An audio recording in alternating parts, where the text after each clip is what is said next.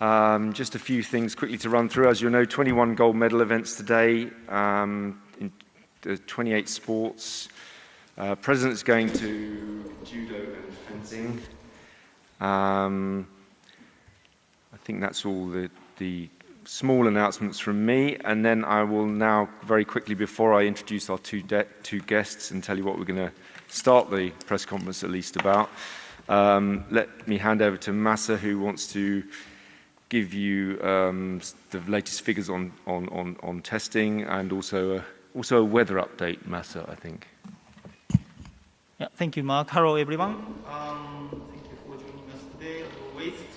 I actually went to Odaiba venue earlier this morning, and it was a fantastic venue. The sports competition went very well. The venue has been hosting the national championships for more than 20 times for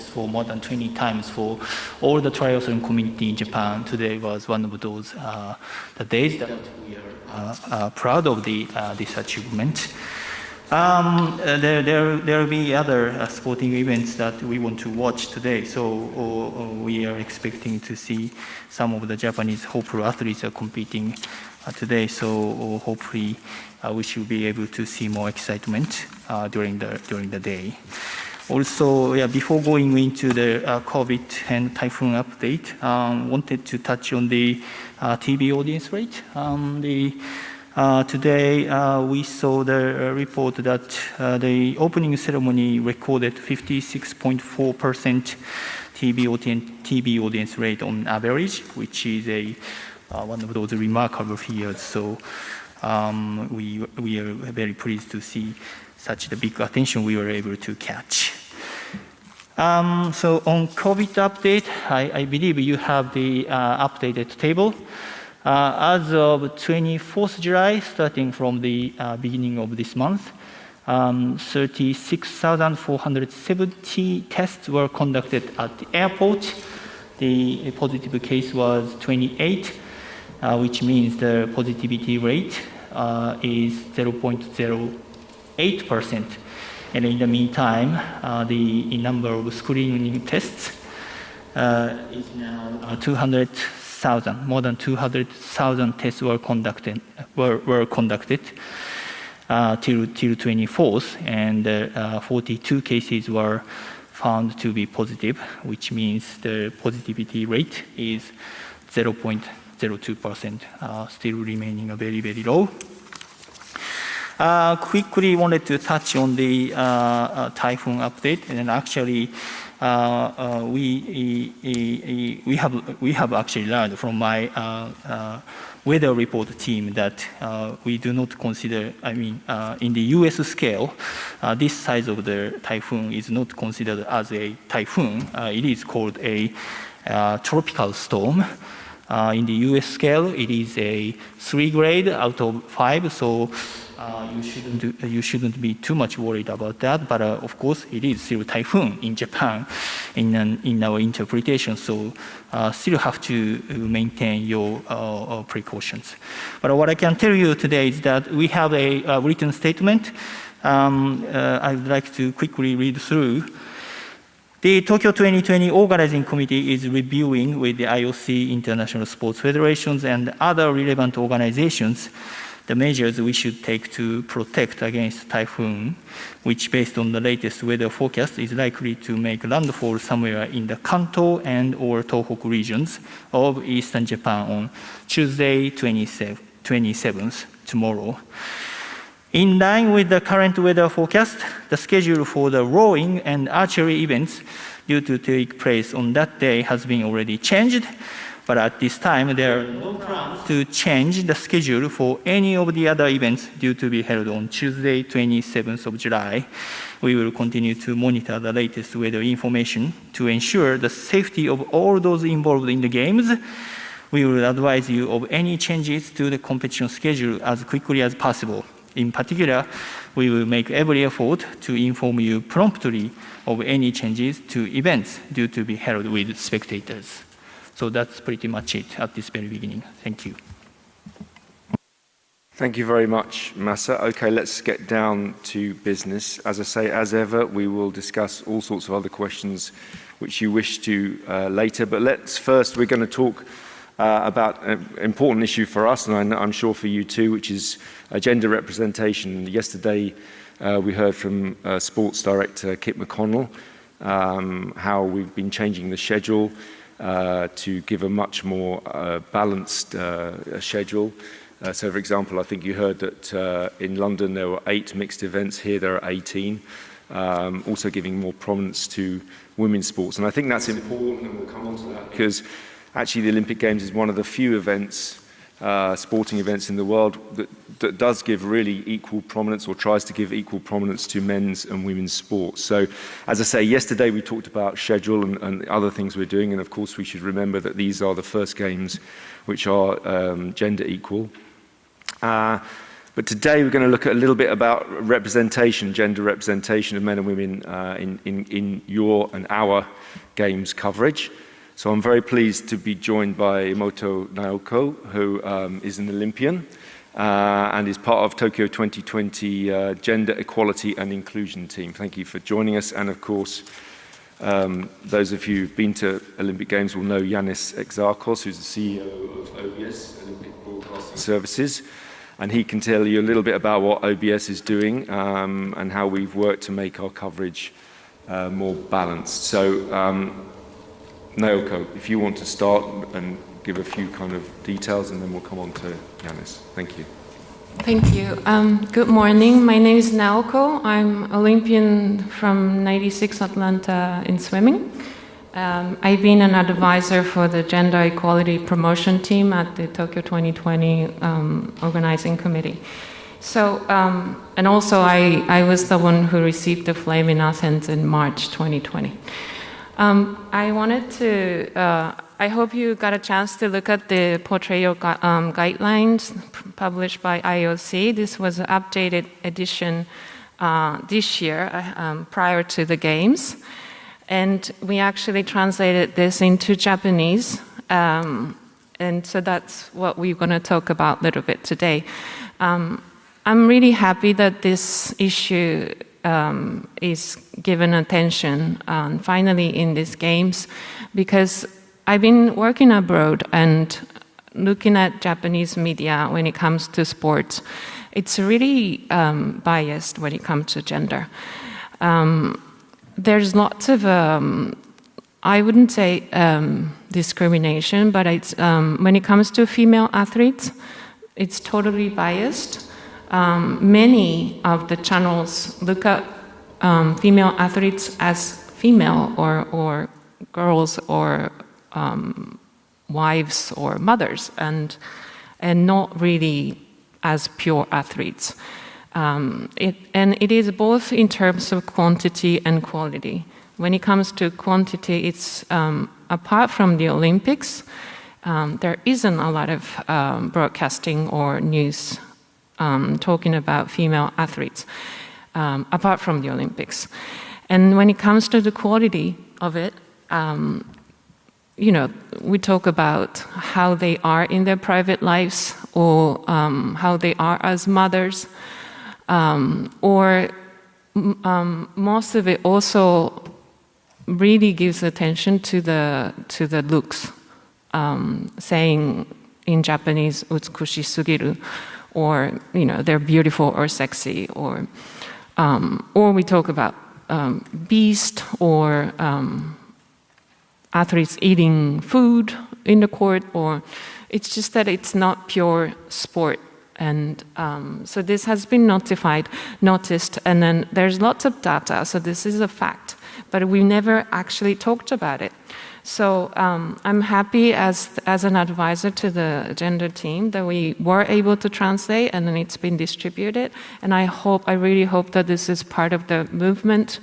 And after this event, after the Games, I hope we're going to have time to talk to the Japanese Olympic Committee or the different sports organizations to talk about the standards of portrayal, and talk about really how we're going to promote the sport with media to say that, we have to break the stereotypes, and sports is one of the main things that we can actually do this, because, female athletes are as they are, and they're powerful, and they're also beautiful, but they're not just women, they're athletes, and I think this is a great opportunity to really have, break the stereotypes through sports, and then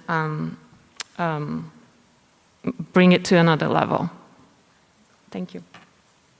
Thank you very much, Naoko. So let's go now to Yanis. Yanis, I know OBS have been doing a lot to try and improve the balance of coverage, so.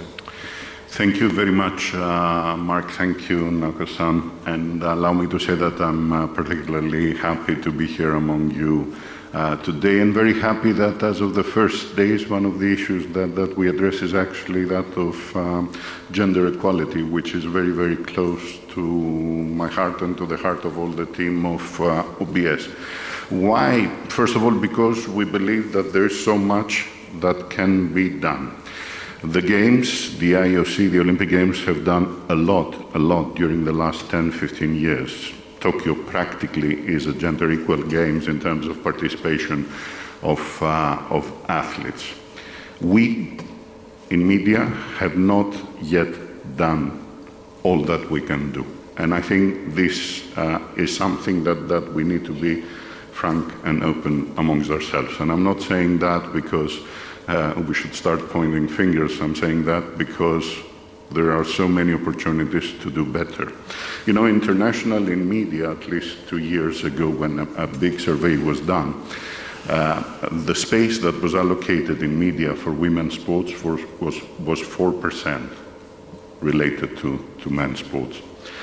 Even here in the Olympic Games, usually the participation of media is 20% women. Obviously, this is not where the world is, and we need to move if we ever want to lead the world. And this has been our starting point, not just as OBS, but this has been an Olympic-wide effort. It has been led and coordinated by the Department of Corporate and Sustainable Development of the IOC. I'm very happy to see here Marisa Lois. We had the participation of many contributors, including Naoko, and also on our side, we sat down and thought of ways of making gender equality being better showcased in what we do as media. We have a record amount of production here in the Games, and it's evident already that we will have a record amount of consumption. So how do we try to make this as gender balanced as possible? First of all, by making sure that we treat in terms of volume of coverage and quality of coverage and level of coverage, all events and all sports the same. There's absolutely no difference in the coverage that OBS does for events for women's events and for men's events. They are absolutely the same. Mark spoke a little bit before. Kit, I think, and the sports department identified and highlighted some things that we have done with the schedule. This is super important. And I would like to thank here the sports department of the IOC, but also international federations. The Olympic Games is an extremely dense event. You have at some point 27 events going on at the same time. So it's very important how you strategically place events so that they can all have and provide very good opportunities for access. Here we are doing some things which are fundamental, I think, for achieving equality. For example, finals of major sports. The volleyball final in these games will be after the men's final. So it's going to be the handball final. Why is this important? Because the whole tournament of the games is leading towards the final event. Traditionally, it has been the men's event. In these games, it's going to be the women's event. Judo, I don't need to tell you how important the sport is in the context of these games. Originally, on Mat 1, which is the most broadcast one, we were supposed to have 7 men's finals. Now we will have 4 finals of women and 3 of men.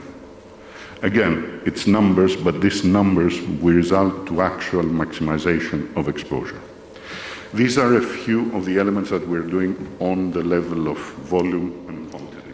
But as we know, gender equality is something that needs also to be addressed on the level of narrative, of bringing down stereotypes, of bringing down preconceived ideas. As OBS, what we have done, we have developed a very, very detailed list of guidelines for our directors, our producers, our camera operators, our commentators, about how they address different situations, how they should not be focusing on some specific things that highlight preconceived ideas or stereotypes around portrayal of women or portrayal of sports. For us, they are all athletes. Women, men, they are all athletes, and they are there because of their sporting capabilities, not because of their looks or of their extra sport or of their qualities outside of the field of play. We have been following this set of very, very important portrayal guidelines that have been developed, and I would like to invite you all really to go through them and to share them as much as possible. I know that all colleagues in our industry want to do the best, but in order for us to be effective, we really need to take very concrete steps. We need to challenge ourselves with things that we do every day, on the level of volume, on the level of narrative, and on the level of portrayal. There are ways of achieving that, and there is, I believe, a huge opportunity. There is no event like the Olympic Games that can have a bigger impact in the way societies perceive gender equality. We have 2 weeks to use this unique opportunity that we have in our hands. Very, very happy to take any questions you may have. Mark? Thank you very much to my guests. Okay, if there are questions on this topic, it would be good to start off with those. Of course, as ever, we are open to any questions on any subjects related to the game. So, Graham Dunbar from AP.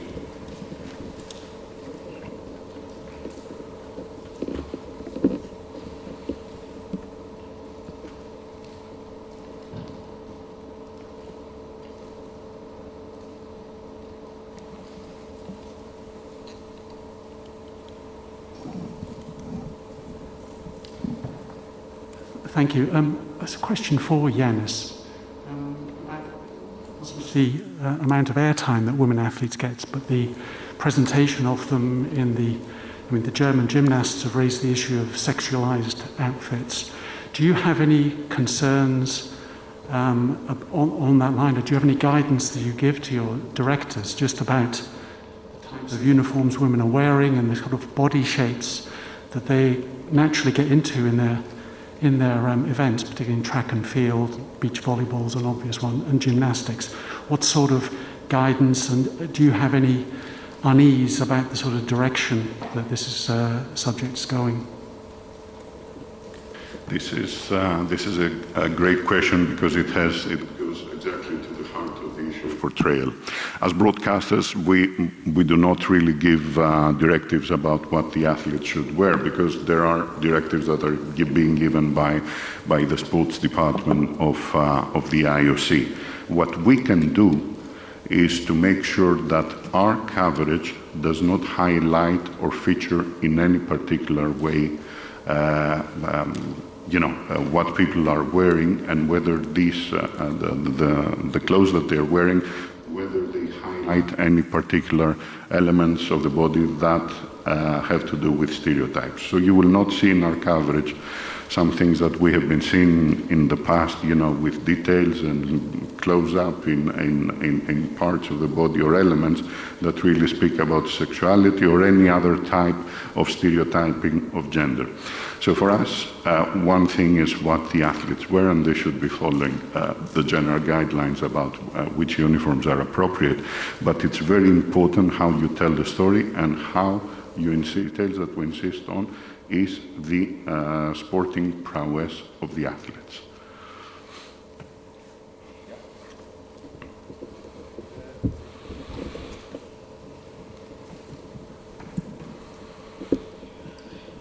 Hello, I'm Jenna Fryer with the Associated Press. I apologize, I have 2 questions because 2 different topics.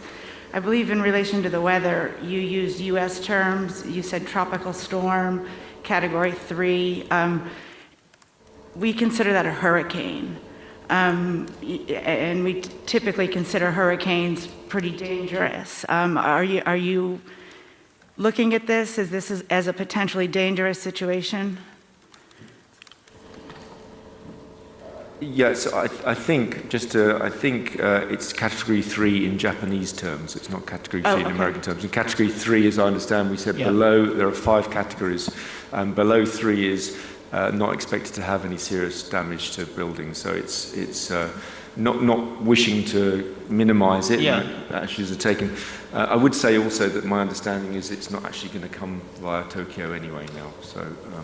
Yeah, sorry, I can complement. So, every different country uses every different terms, and also they may have different perception towards the term, which is why I try to bring in the perception that people should have in terms of the level of this typhoon. So, in this scale, I said this is considered the 3rd grade among 5 grades in the U.S. soil, and also we can call it tropical storm, which is actually in this U.S. term, this is the weakest category of the name in terms of the names of these categories. So from the bottom, tropical storm, severe tropical storm, and typhoon.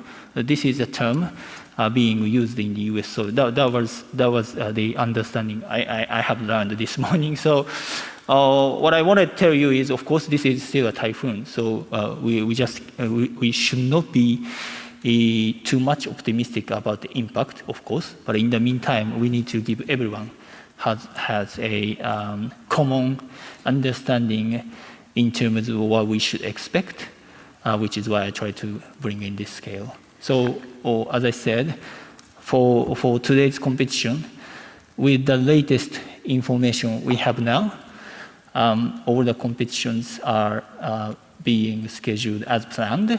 If there is any development, of course, we will circulate the new information. Are you feeling like you can't get a break? First the heat, now the rain? Sorry, say it again? Are you with the weather, are you feeling like you can't get a break? First the heat, then the rain? I mean, response to any absurd situation is, one of our important jobs. So this is absolutely a regular exercise we have to face with. And then my second question is about the gender equity. One of the things that has also come out of the gender equity is mental health. And Naomi Osaka is one of the athletes who has brought attention to that.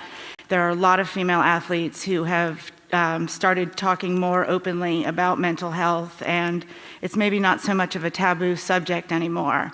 I'm wondering, where you saw that shift, where it became acceptable to talk about and be addressed.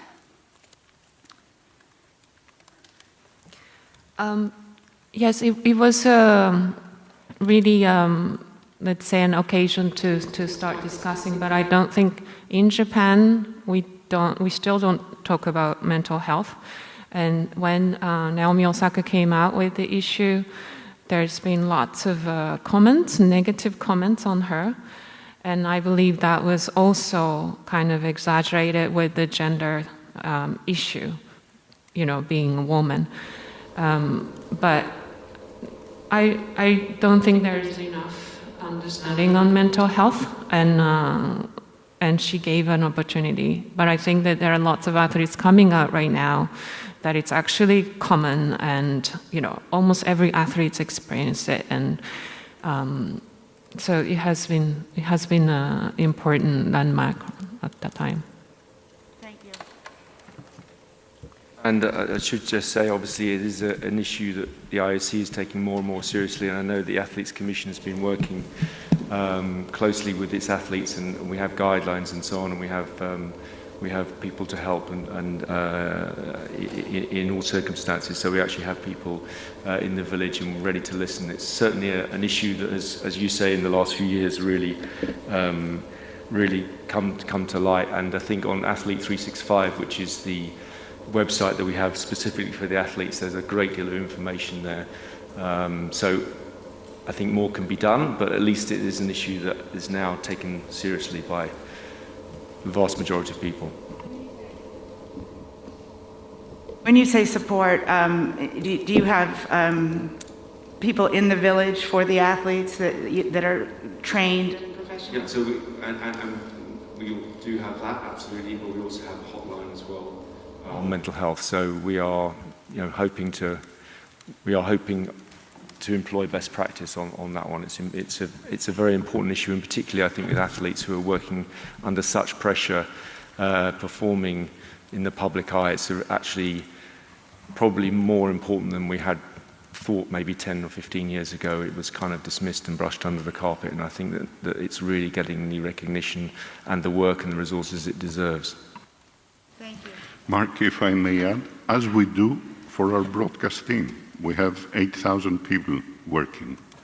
Yes, there will be a number of our colleagues who will have issues, and it's very normal to recognize and be prepared to offer support. It has already happened, especially under the challenges and the pressure and so on. So we need to make this more normal in our lives. Thank you. Yeah, gentleman here, and then, yeah.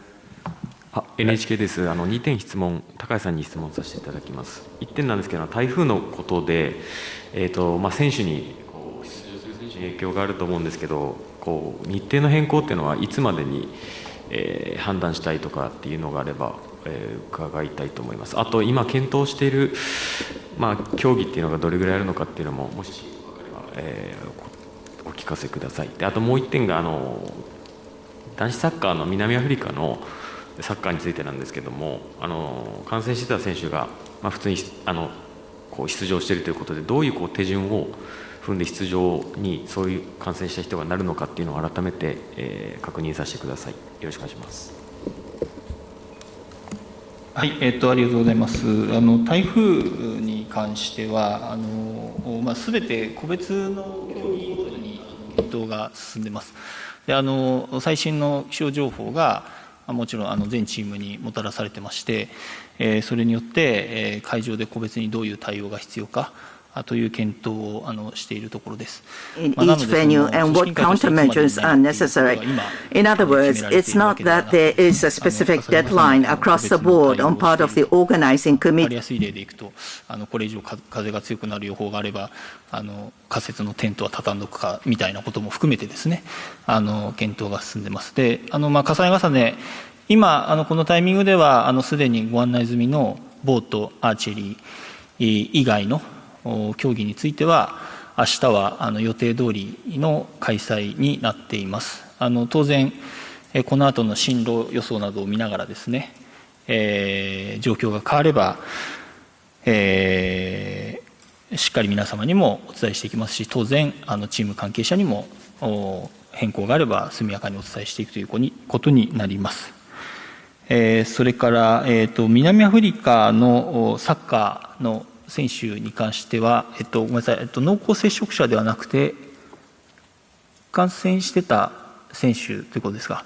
ごめんなさい、ちょっと今、手続きを完全に私、今、手元にプロトコルを持っているわけではないんですが、日本の保健当局の指導に基づいて、通常、10日間の隔離措置をもって、いわゆる隔離施設から出ていただくか、もしくは6日間の隔離プラス24時間以上間隔を空けて2回の PCR 検査陰性を確認できれば退院可能となります。今言った10日間、6日間というのは検体採取日からですね。10日間無症状の場合は退院が可能。それから同じく無症状の場合は6日間経過後24時間以上間隔を空けて2回の PCR 検査で陰性を確認できれば退院可能となります。退院をした後は競技に復帰することができるものとなっております。Yeah, sorry, I didn't catch most of the question, unfortunately. I do apologize because of my translating machine. But I gather it was on close contacts, just to say, obviously, those are incredibly strict and can go up to 14 days. And for athletes, there are pre-competition PCR tests and post-competition PCR, individual rooms, meals, special transportation, and PCR tests for close contacts. That's a general rule. It's in the playbooks. By all means, take a look. Obviously, for athletes and other key people, it is slightly different, but those are the rules for them particularly. But apologies, I couldn't get your question, so I'm kind of answering without really knowing. Yeah, there was a lady just behind Liam who wanted to ask a question first, and Liam after that maybe. But.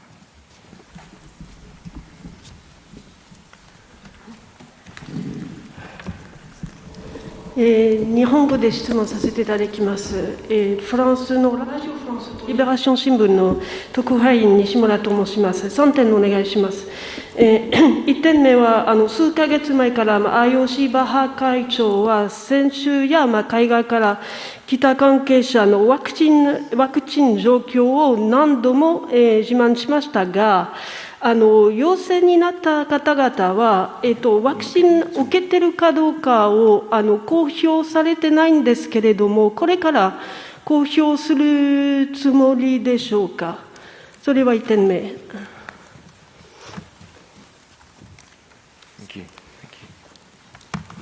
Sorry, if that, I can. Yeah, if I do apologize. Do you prefer French or English?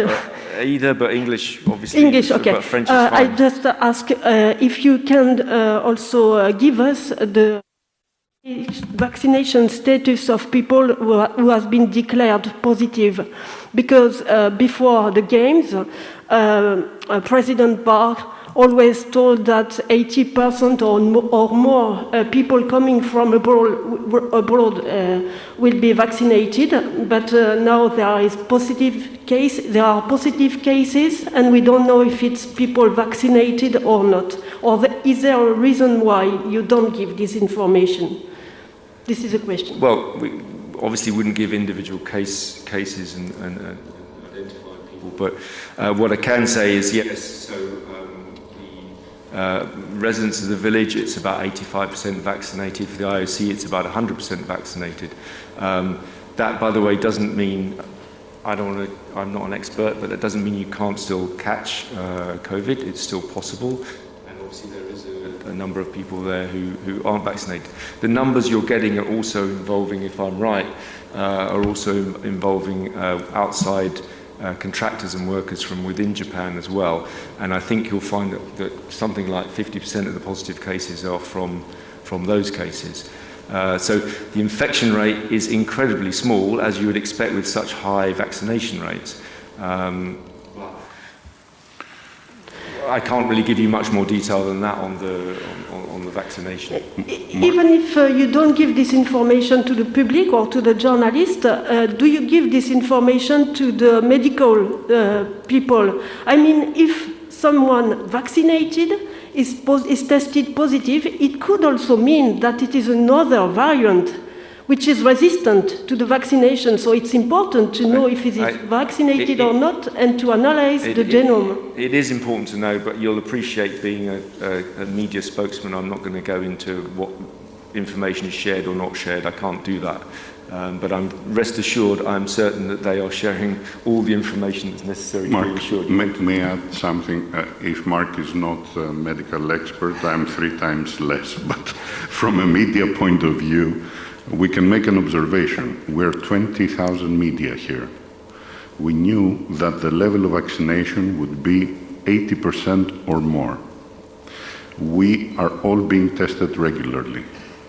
There have been 9 cases. There is no other community with this low level of positivity right now in the world. So the system works. I have another question about the situation in Japan, especially in Tokyo. Don't you think that you will have to check more people from Japan who are going inside this press center or inside the Olympic Village and outside without a very severe check? Don't you think you will have to reinforce, to strengthen this check? If my understanding is correct, you are asking about the level of testing, right? そうです、そうです、はい。It's obviously we have been deploying a robust testing program right now. As I mentioned earlier, the number of tests we have been able to conduct is now more than 200,000 across all stakeholders, and then you also have seen the result, which has been already exposed to everyone available. So in that respect, we are confident that we are deploying the most robust possible testing program for all the stakeholders right now. Just one precision. お掃除のする方とか、お料理のする方とか、その人たちも検査を受けてますか？抗原検査ですか？ For example, antigen tests? All the accredited persons are subject to be tested, and everyone's being conducted within this testing program. Thank you very much. I should tell you I'm tested every single day, and like everyone here was tested twice before I came, once on arrival, and tested every single day. And I think the number of tests now is up to 200, more than 200,000. So, as I said yesterday, this is the most tested community probably anywhere in the world. In fact, anywhere in the world, no one is getting as many tests. And obviously that, with added to the distancing and so on, makes it a safe place. Can we make it zero risk? No, we can't. As the World Health Organization Director General said earlier last week, when he was praising the work that would be done, we've worked very closely with the WHO all the way, and they provided all the information we needed to make sure that all the actions we're taking are scientifically based. There's a lot of questions, so Liam's been waiting a long time. Liam.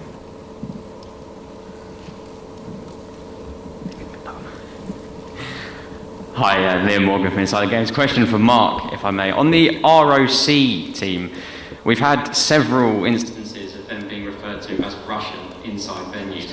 A federation yesterday, a European federation, actually tweeted the name of Russia when referring to the team. Why is these rules that were put in place under the CAS decision not being properly implemented here?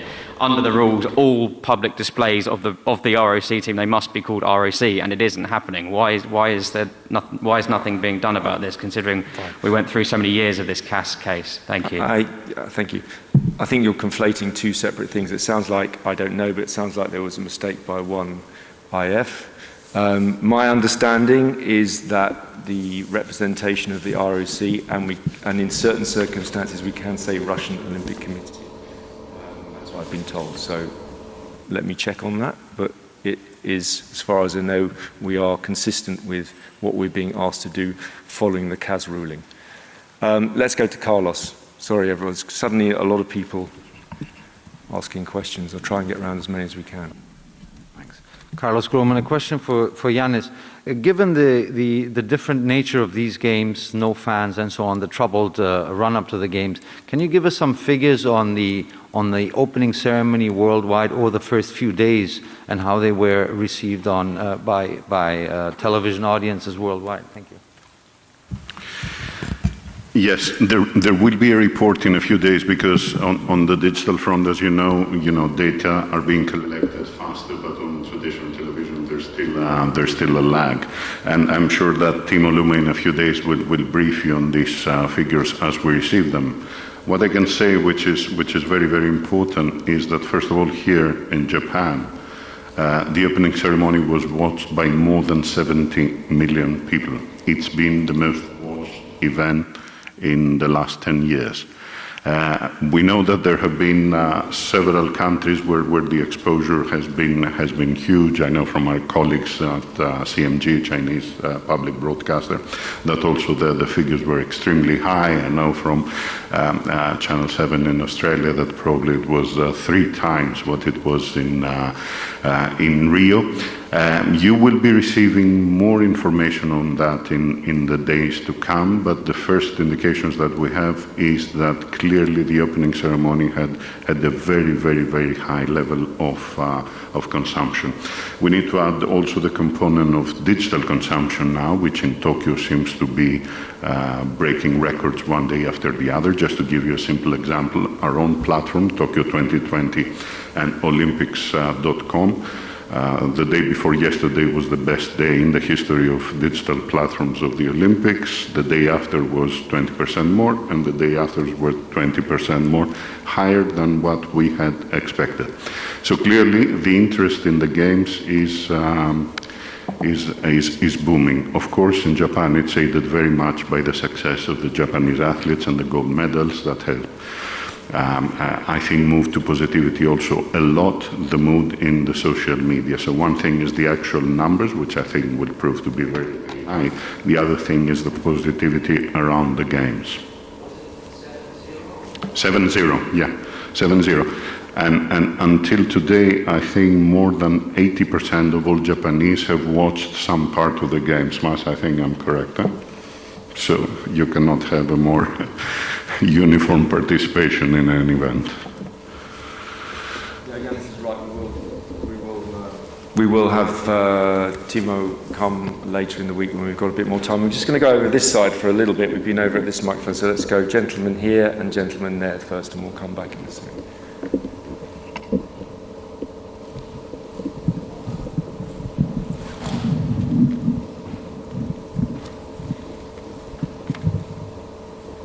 Ian Axon from Reuters Television. Given that a large number of fans actually watch the cycling races on the opening 2 days, and recent polling has been more positive about having the Olympics here, is there any chance of a change in the status of the events taking place without fans? Is there a chance that you could revisit that? I'll hand over to Massa in a minute, but from the IOC point of view, it won't surprise you to know that we will follow entirely the advice of the Japanese health authorities on that. Of course, it breaks everyone's heart that there are no spectators, but health and safety are number one priority. So if that were to happen, that would be a decision for our Japanese partners and friends. Massa, anything to add? Yeah, we have obviously observed such a large number of spectators along the road cycling race. The thing is, we can consider that it's one of those proofs that the Japanese people are passionate about the Olympic Games. But in the meantime, we have been saying that we are requesting general audiences to refrain from coming to the roadside under the current situation. So I will have to say that we should thank for those people who did not come and stay their homes to watch those events in the places. So of course there's a mixed feeling, but we have to stress that this is the rule that we are conveying. We need to keep saying that people need to refrain from coming to those road events. And it's also, Mark already touched on, for now we have no discussions on the new development in terms of accommodating spectators. But the decision on the Paralympic Games will come after the end of these Olympic Games. Thank you. Yes, there was another gentleman here, and then I'm going to try and come back over here to, I think it's Tarek I can see over there. Yeah, Tarek, yeah. Yes, sir. Yeah. 大丈夫です。ありがとうございます。共同の林です。高谷さんとあとできればお伺いできればと思いますが、先ほどの質問とも関係しますが、今回観客がいない会場がかなり多くなっておりますけれども、例えば選手がご家族とコミュニケーションできるような仕組み、デジタルテクノロジーを使ったそういうコミュニケーションの仕組みっていうのは今回具体的にどのように行われているのかその具体的な例とかがあればですね、いくつか教えていただけると助かります。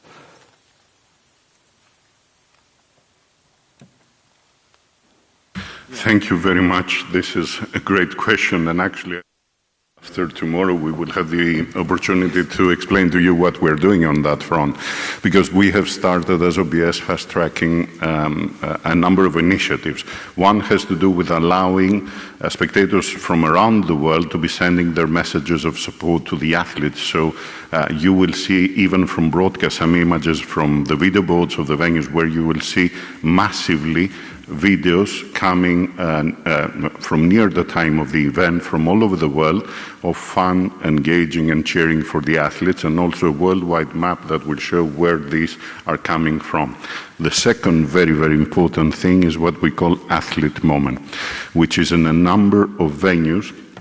We put together a station, you know, a monitor and a camera, and we allow the athletes right after their performance to get in touch directly with the people who are very close to them, their friends and families who also cannot be in the venues. Actually, I was just sent some photos of that from swimming, and it's, you know, you will see the photo and you understand immediately the emotional state that the athletes are in. So yes, we're doing that. We're extremely happy with that, because it's a digital opportunity for the athletes to really engage with the friends and families. On Wednesday, we will present to you a little bit more in details about what is happening in the venues. Again, all that do not fully substitute spectators in the venues, but they give the athletes, I think, a far better experience. Thank you, Yanis. Okay, I think Tarek, I said, and then gentleman in the blue shirt and lady in front, if we can do. Then Alex, I think I saw. That might be it after those four. So Tarek, hi Mark. I wasn't here yesterday, but there was a question about the podium celebrations, I think, and you said it's not a like to have, and then a few hours later, the rules changed. Could you tell me why the rules changed from the must-have point in the morning, and then after the rules had changed, they're still doing whatever they want to do, and it's quite understandable. If I won an Olympic gold medal, you know, I'll jump on your lap. So how are you policing this, and what is the repercussion for the people doing this? Equally, there are people in the stands. You know, the signs here are quite amusing in some of the way they're designed, but they say no cheering and all these things, but it's all taking place. What's the point of this? This is difficult to explain. Yesterday, you'll see from the answer I gave that it was a general answer about the wearing of masks and celebrations, and that still, by the way, stays that we would urge everybody, and I think the media have been actually very good on this, maybe compared to some other stakeholder groups, but we would urge everyone to continue to follow those rules, and we give the kind of strongest possible guideline that we can that has to be done. In terms of that specific moment, yes, there is, like you, if I won a gold medal or any medal, or I would want to celebrate. So we can't allow that, unfortunately, but what we can allow, and this is why the rules had been in discussion for a while, was being implemented yesterday. The idea is to give those athletes who have been competing, when everyone else has stepped back, the chance to remove their mask for 30 seconds, staying on their steps for a photo. And I think everyone would appreciate, one, that the risk is very, very, very, very low, and two, that's completely understandable. I know what you're going to try to get to the microphone and ask me about. Presumably it's not being followed. Those guidelines were sent during the day, and yes, we are trying to make sure that they are closely followed. Is everyone following the rules? It is difficult, but it's really, really important. And as I said yesterday, and I repeat it, this isn't a nice to have, this is an absolute priority. We need to give everyone confidence not just our Japanese partners and hosts, but actually all of the other stakeholder groups here and everyone that this is happening. So we are making a really special effort today, again, to remind all of our groups and all of our people that they need to wear their masks. And by the way, it's also, I would say, almost like a citizen's duty to remind people. If you find someone, you see someone who's not, ask them politely to do so, because actually that is in all of our interests. And that, for me, counts whether you're at these games or whether you're at home or wherever you are. So I think it's really, really important that we respect these rules. And I think everyone would also appreciate our attempt to at least allow those athletes that one moment to at least have a picture to remember their amazing performances. Yes, gentleman in the back here.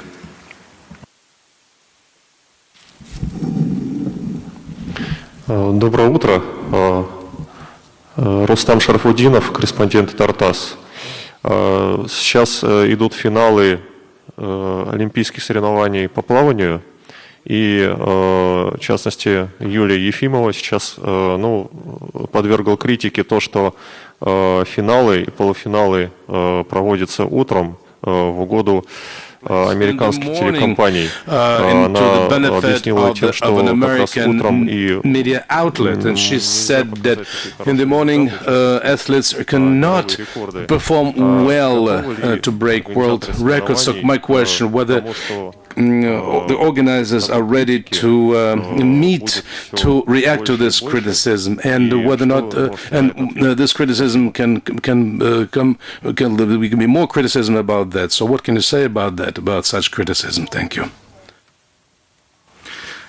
As you know, the judgment on whether competition can take place and at what times from a technical point of view, whether it affects or not the athletes, this is at the complete discretion of the international federations. They are the ones who define when it is the optimum time for the athletes to compete. And of course, on this subject, FINA was the International Federation of Swimming was consulted.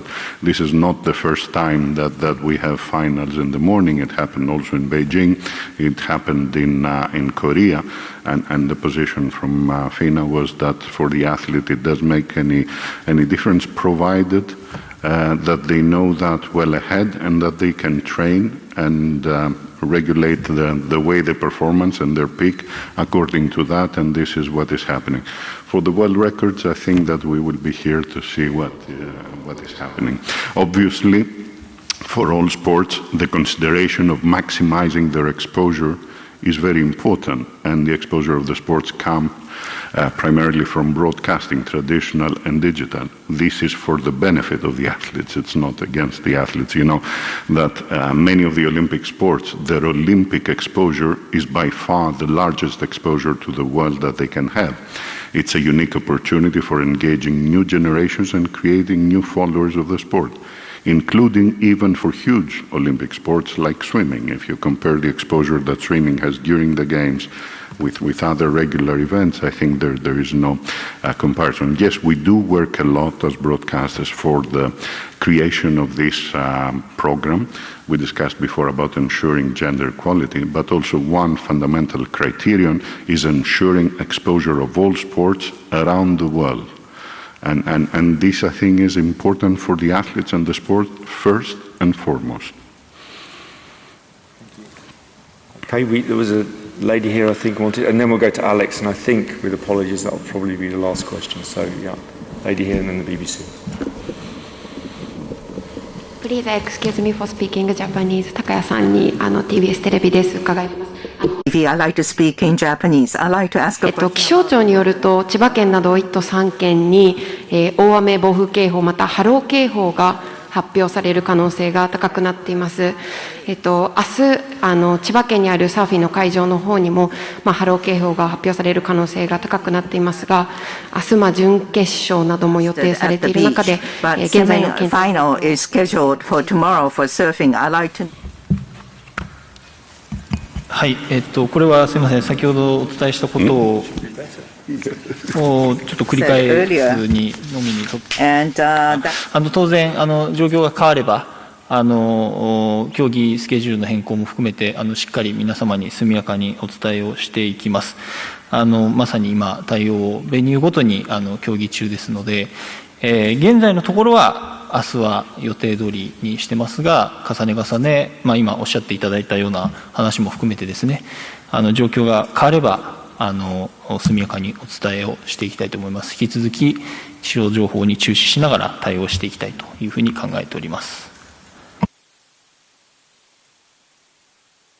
Thank you very much, Masa. Yeah, Alex, last question, please. Yeah, with apologies. Thank you. Morning, Alex Couch at BBC. Just to follow up on Tarek's question, do you, obviously you've relaxed the rule on wearing masks on the podium, but you have said that anything else is not allowed when people embrace each other, they embrace their coaches or anyone they can get their hands on, it seems. Are people going to be sanctioned now because of this? And one second question, just to clarify, because I'm a bit confused, is it, under Japanese terminology, is it a typhoon or a tropical storm?